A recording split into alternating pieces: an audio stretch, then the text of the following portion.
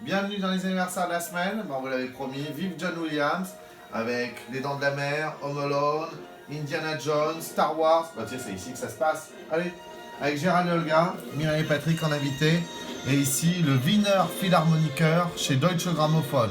En gros, la consécration, bien sûr, pour le compositeur multi-oscarisé. Ici, avec, bien sûr, le chef-d'œuvre de George Lucas. Alors, John Williams, bien sûr, né en 1932. La révélation, c'est avec cet accord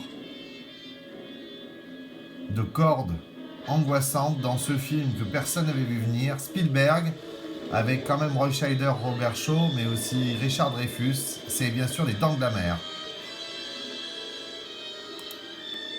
Un Oscar, et ensuite un autre avec Star Wars. Là, c'est à côté du thème principal pour la suite, la marche impériale, le thème de Dark Vador en fait, pour l'Empire contre-attaque. Et puis il y a eu aussi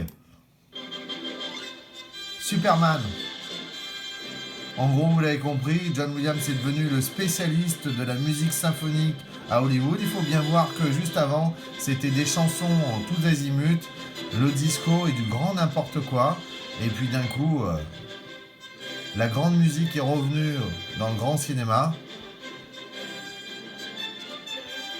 Et ici, bien sûr, on le voit dans quelque chose de plus intimiste. C'est un autre Oscar. Il est en train de montrer à Steven Spielberg au piano le thème de E.T.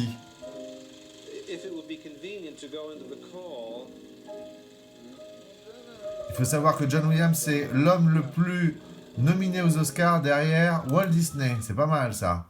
Et donc ici, on le voit avec un autre thème qui nous est cher, Jurassic Park.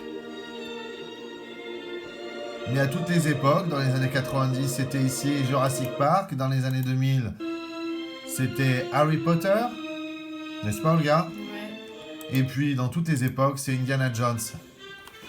Allez, vive John Williams et à la semaine prochaine! À la semaine prochaine! À la semaine prochaine.